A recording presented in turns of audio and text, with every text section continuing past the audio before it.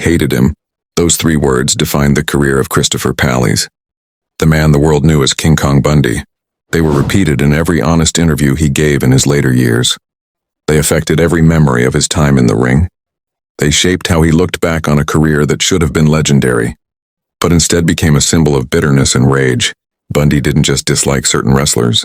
He held on to grudges like weapons. He kept resentments like old wounds that never healed. And by the end, those hatreds consumed him more completely than any opponent ever could. This is the story of 10 people who earned the anger of the walking condominium. 10 names that made his blood boil. 10 people who represented everything Bundy believed was wrong with professional wrestling. From tag team partners who betrayed him to company bosses who crushed his dreams. Each person shows us another layer of a man who let anger control his whole life. This is not a celebration. This is a tragedy. The tragedy of a monster who destroyed himself from within. Number 1 brings us to Andre the Giant, but not the Andre that most fans remember. This was Andre as the Giant Machine, hidden behind a mask as part of one of the strangest storylines in WWF history. In 1986, fresh off his Wrestlemania 2 main event, Bundy found himself thrown into a feud with the Machines. This group consisted of Andre the Giant, Bill Eadie, and Blackjack Mulligan, all wrestling under masks and pretending to be different performers. The storyline idea was simple. Bundy and his partner, Big John Studd, had to unmask Andre and prove he was the Giant Machine, which would result in Andre's suspension from the WWF. It should have been a short angle, a few weeks of television, a big final match. Instead, it dragged on for months.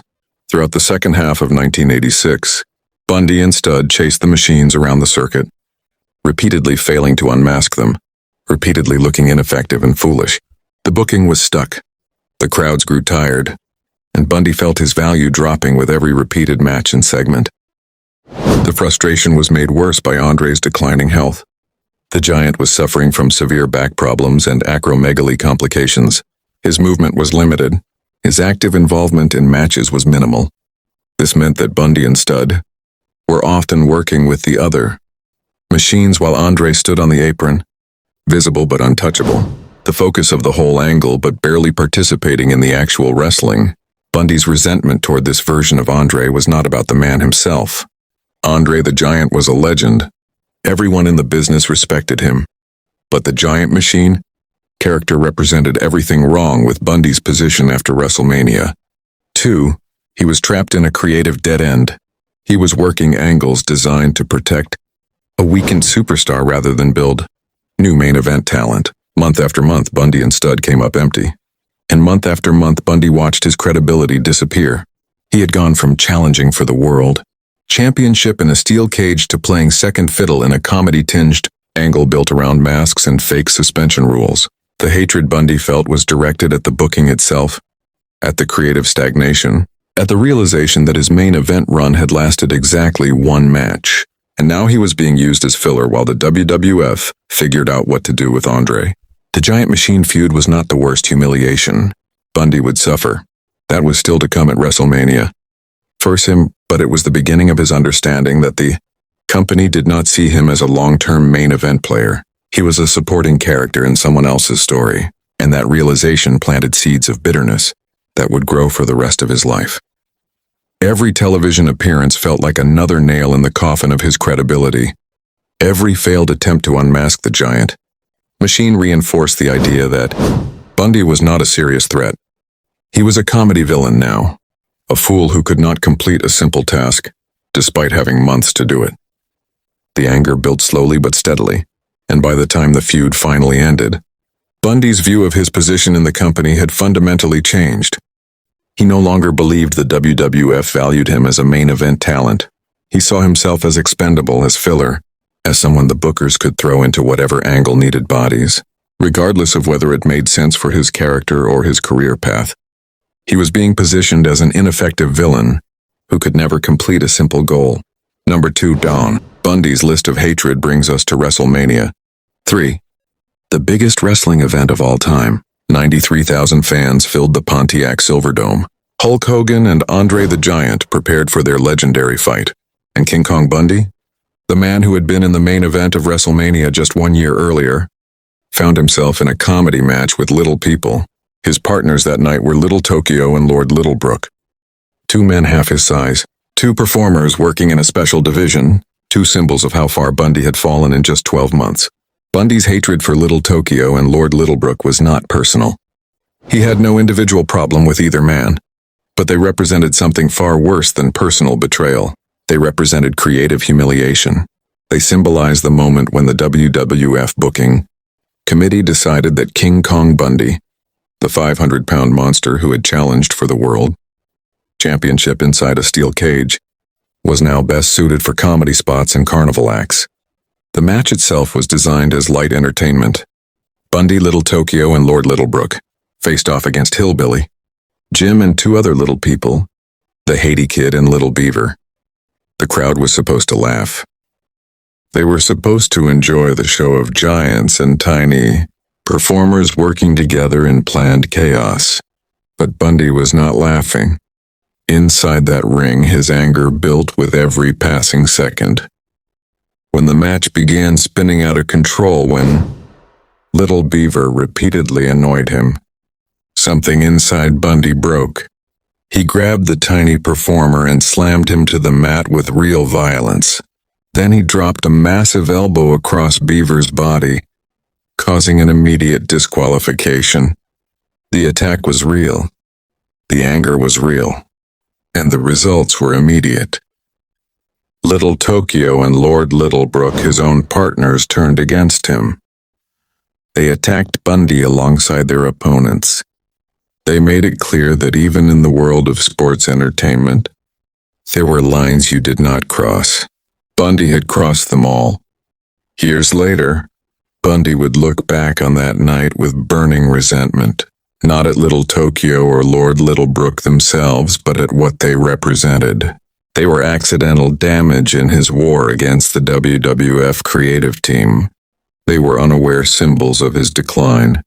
From main eventing Wrestlemania 2 to wrestling in a comedy match at Wrestlemania 3, Bundy's fall had been quick and complete. And his partners that night, two performers just trying to earn a living in a difficult business, became forever connected in his mind with the worst humiliation of his career. The bitterness went deep. Every time Bundy thought about WrestleMania 3, he remembered standing in that ring with performers who represented everything he was not supposed to be.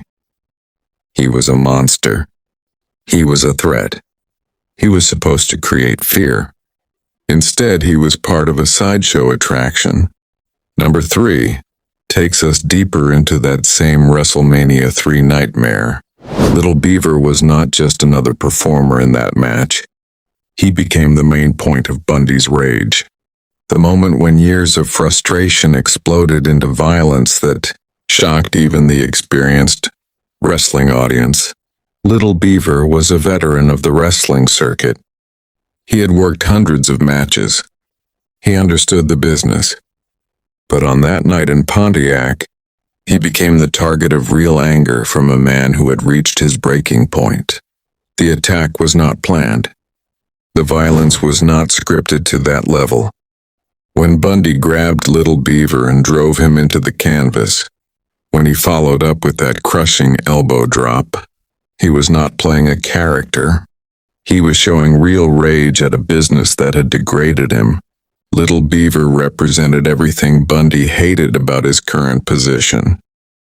Here was a man who once stood across the ring from Hulk Hogan in front of millions. Here was a performer who believed he deserved respect as a real monster heel. And instead he was being booked to lose his temper at a performer 1/3 his size in a match designed to make children laugh. The hatred Bundy felt was not directed at Little Beaver personally. It was aimed at the booking committee at Vince McMahon, at the whole company structure that had decided King Kong Bundy was now comedy, relief rather than a real threat. But Little Beaver was there in the ring. He was small. He was vulnerable. And when Bundy's control finally broke, Beaver paid the price. The disqualification that followed was almost meaningless. Bundy had already lost everything that mattered. His credibility, his main event status, his dignity. The attack on Little Beaver was not about winning or losing a match. It was about a desperate attempt to get back some piece of the monster character that had once made him special. It was about showing the world that underneath the comedy booking, underneath the humiliating storylines, there was still something dangerous and real, but all it showed was a man drowning in bitterness, attacking the easiest target available. The incident became famous in a bad way. People talked about it for years, but not in the way Bundy wanted. They did not see a monster regaining his dominance. They saw a bitter wrestler, taking his frustrations out on someone who could not fight back. They saw unprofessional behavior. They saw a career in free fall, and Bundy knew it. That knowledge made the hatred burn even hotter, because the attack on Little Beaver was supposed to be his moment of rebellion. His refusal to accept what the business had turned him into. Instead, it became just another humiliation, another reason for people to shake their heads and move on to the next match. Number 4 takes us back to Wrestlemania 1, to a match that lasted only 9 seconds, but left scars that lasted for decades. S.D. Jones, known as Special Delivery Jones, was a veteran performer with years of experience.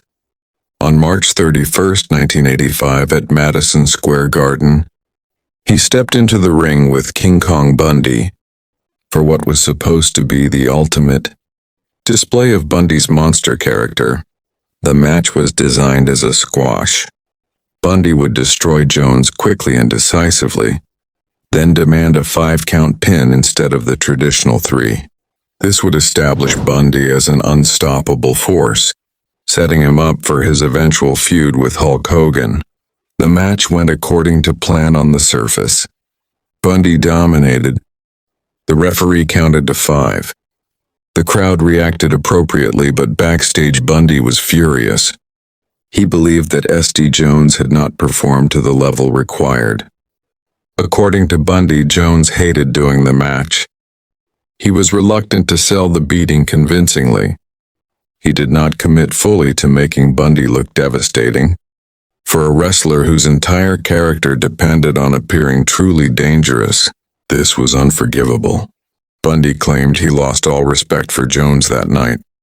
In professional wrestling, success requires cooperation. Both performers must commit to the story being told. The opponent's job in a squash match is critical. They must sell the attacks as real. They must make the dominant wrestler look powerful. They must sacrifice their own pride for the good of the angle. Bundy believed Jones failed in this responsibility, whether from pride, from concern about how a quick loss would affect his own standing, or from simple lack of enthusiasm. Jones had not delivered the performance Bundy needed, and Bundy never forgave him. This grudge reveals something important about Bundy's mindset. He understood that wrestling was collaborative. He knew that his success depended on his opponent's willingness to make him look good. When he felt that cooperation was lacking, when he believed someone was protecting their own ego instead of serving the business, his anger was absolute and permanent. The 9-second squash at Wrestlemania 1 should have been a career-defining moment. It should have been the launch pad that sent Bundy to the top. Instead, in his mind, it was ruined by an opponent who did not care enough to make it special. Years later, when Bundy gave honest interviews and talked about his career, he always came back to that moment. He always mentioned S.D. Jones. He always expressed his disappointment. The grudge never faded. The resentment never decreased. Because in Bundy's worldview, Jones had stolen something from him. He had taken what should have been a perfect moment and made it imperfect. And in a career filled with disappointments and frustrations, that original mistake at WrestleMania 1 became symbolic of everything that went wrong afterward. Number 5 brings us to Macho Man Randy Savage, And here the hatred becomes deeply personal.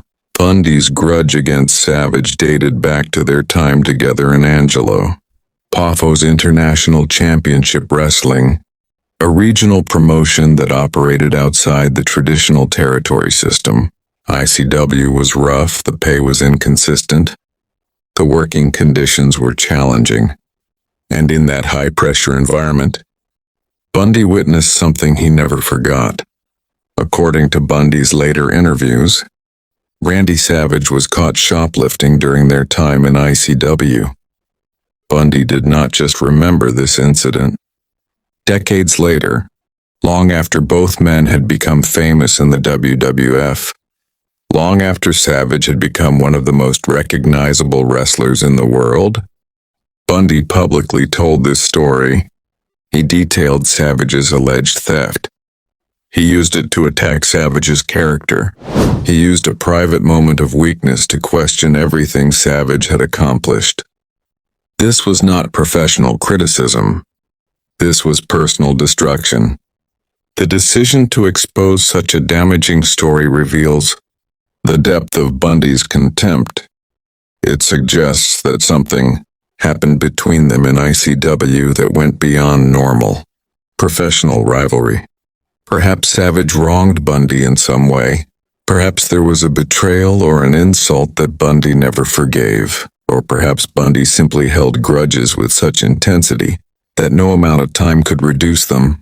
Whatever the root cause, Bundy's willingness to publicly humiliate Savage decades after the fact shows a man consumed by bitterness. He was not content to let old wounds heal. He wanted revenge. He wanted to hurt Savage's reputation.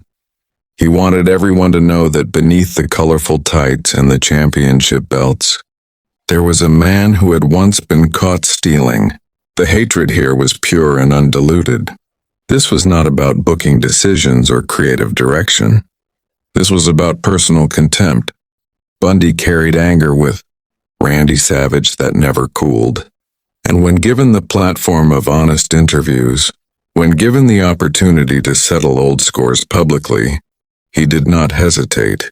He damaged Savage's reputation with a single story, proving that in Bundy's world, grudges never died. They just waited for the right moment to strike.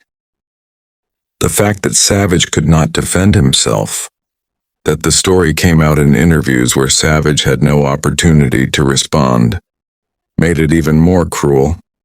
Bundy was not interested in a fair fight. He was interested in damage, in punishment, in making sure that everyone knew he had not forgotten. The years between ICW and those honest interviews had not softened him. They had not given him perspective or forgiveness.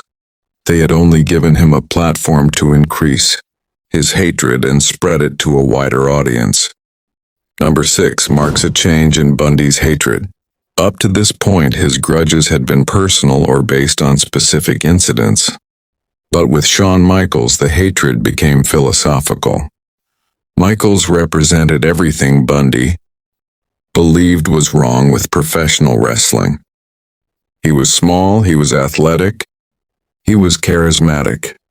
And when he became WWF champion in the mid-90s, Bundy saw it as confirmation that the business had lost its way. Bundy came from an era when size mattered, when physical presence determined main event status, when the world champion had to look like he could truly defeat anyone. Hulk Hogan was 6'7", Andre the Giant was enormous. Even Randy Savage, while not a giant, had an intensity and presence that filled arenas. But Shawn Michaels was different.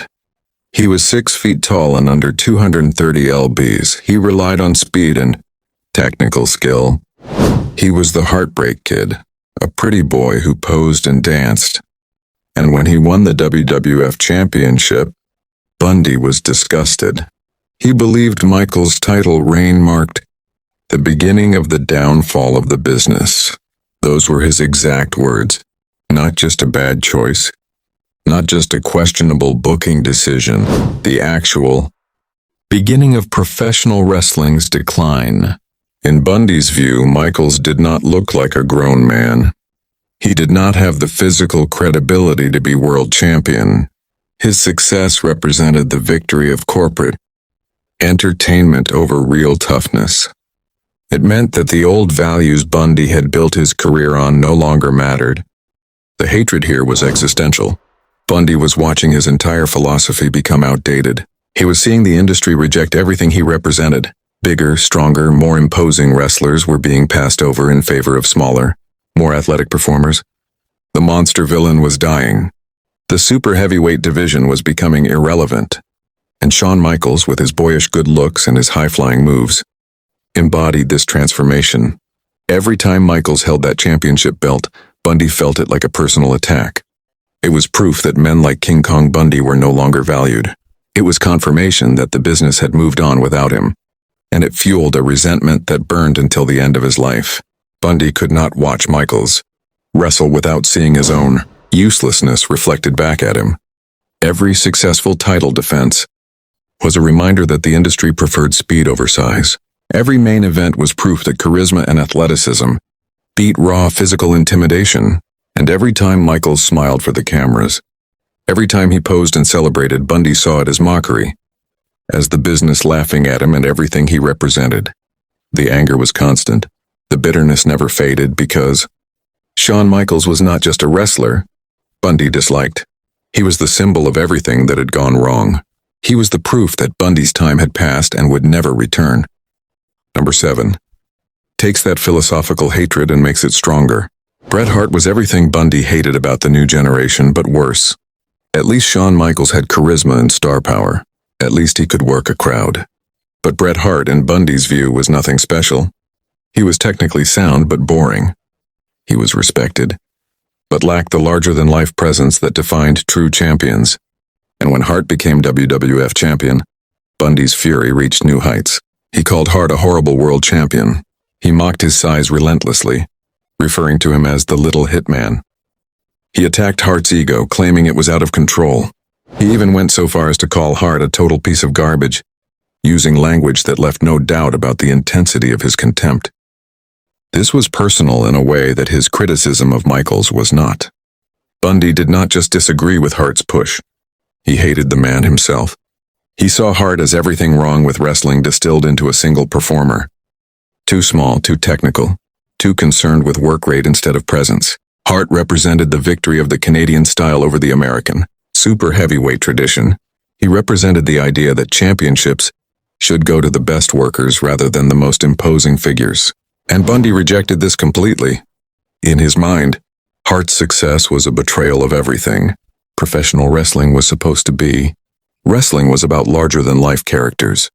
It was about spectacle. It was about men who looked like they could tear you apart with their bare hands. Hart looked like a mechanic. He wrestled like a technician. And when he stood in the ring holding the WWF Championship, Bundy saw it as proof that the business had completely lost its way. The hatred was also deeply self-referential. Every time Bundy criticized Hart's size, he was secretly defending his own value. Every time he mocked Hart's technical style, he was arguing that his own power-based offense was better. Every time he attacked Hart's ego, he was projecting his own insecurities about being passed over and forgotten. Hart's success highlighted Bundy's failures. It proved that the industry no longer wanted what Bundy offered. And that realization, that fundamental rejection, poisoned everything Bundy thought about modern wrestling. He could not watch Hart's matches without feeling angry. He could not see Hart's accomplishments without feeling cheated, because every moment of Hart's glory was a reminder of Bundy's irrelevance. Every five-star match Hart had was proof that technical wrestling mattered more than size. Every award Hart received was evidence that the business valued things Bundy could not provide. And so the hatred grew, fed by insecurity, nourished by bitterness, until it destroyed any ability Bundy might have had to appreciate Hart's genuine talent and accomplishments. Number 8 brings us to the man who held all the power. Vince McMahon was not just a promoter or a booker. He was the owner of the WWF. He controlled every aspect of every wrestler's career, and when King Kong Bundy crossed him, the results were devastating and permanent.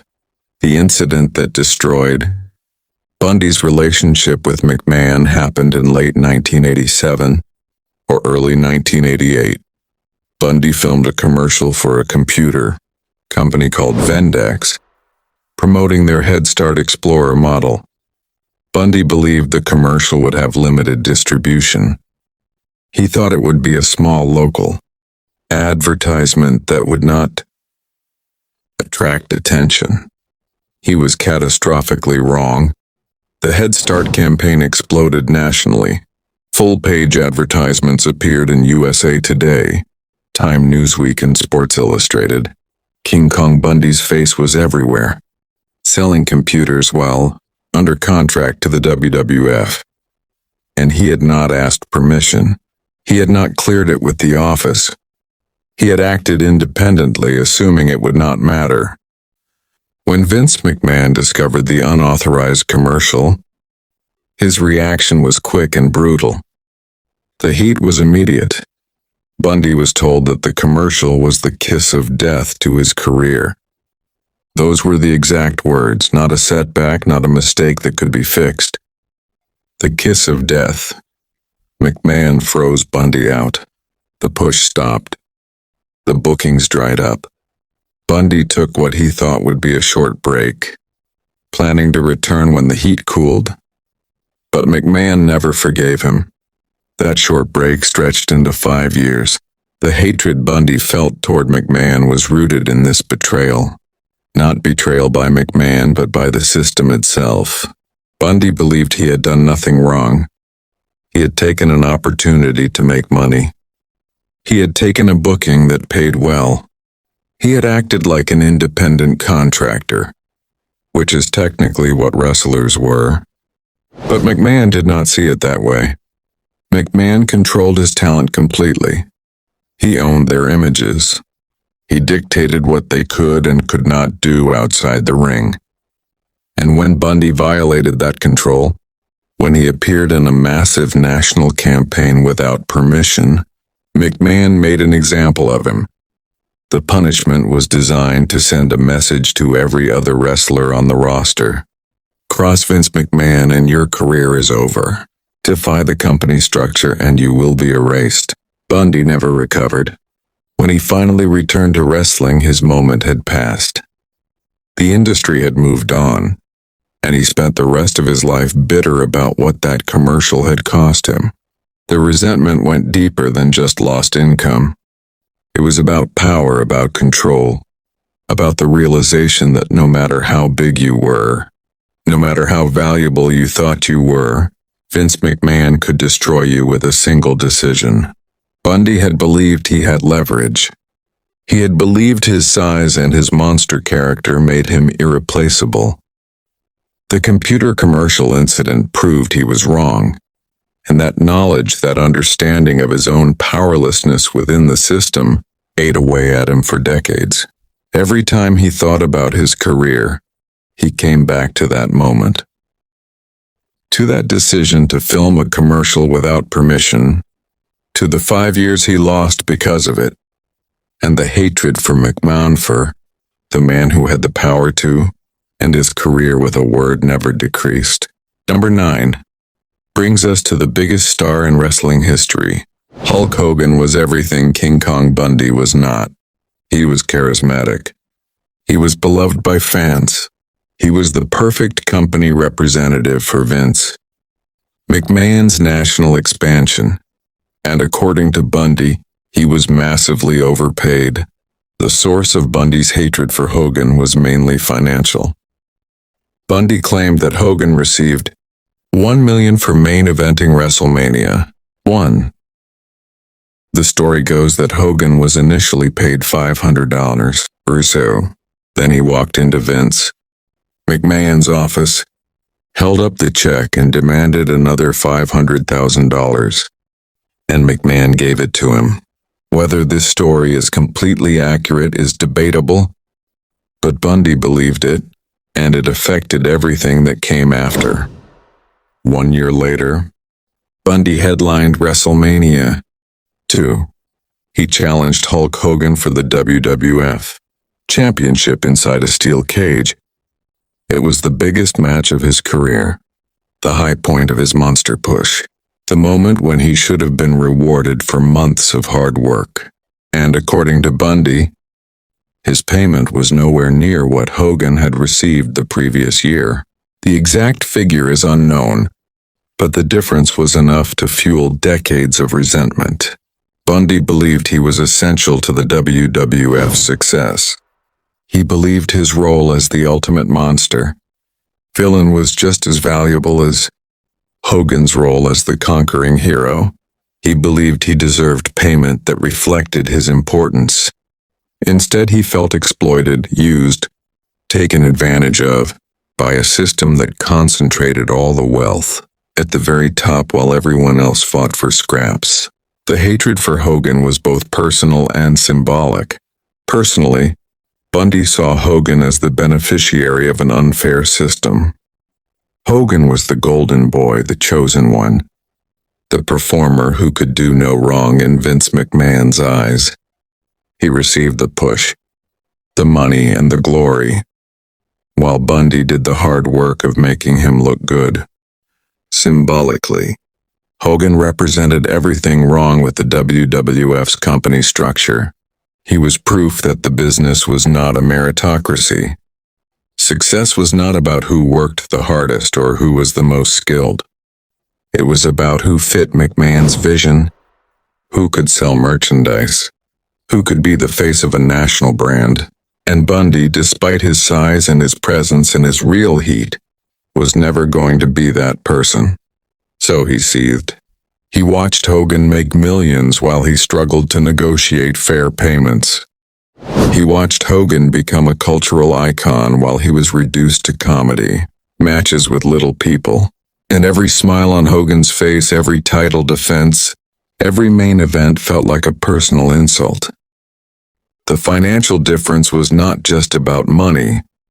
It was about value, about recognition, about the basic unfairness of a system where one man could demand double his pay and receive it, while another man could headline the same event series and be told to accept whatever he was offered. Bundy saw himself as Hogan's equal in importance. He believed that without a believable monster villain, Hogan's heroic character meant nothing. He believed that his willingness to be the villain, to take the hate from crowds to make Hogan look good, deserved the same financial reward that Hogan received. But the business did not work that way. It never had. The hero always made more than the villain.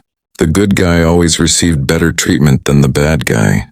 And Bundy, despite understanding this intellectually, could never accept it emotionally. The resentment grew every time he saw Hogan on television, every time he heard about another big payment or another movie role or another endorsement deal. The hatred grew stronger until Hulk Hogan became more than just a former opponent. He became the symbol of everything Bundy believed was wrong with professional wrestling.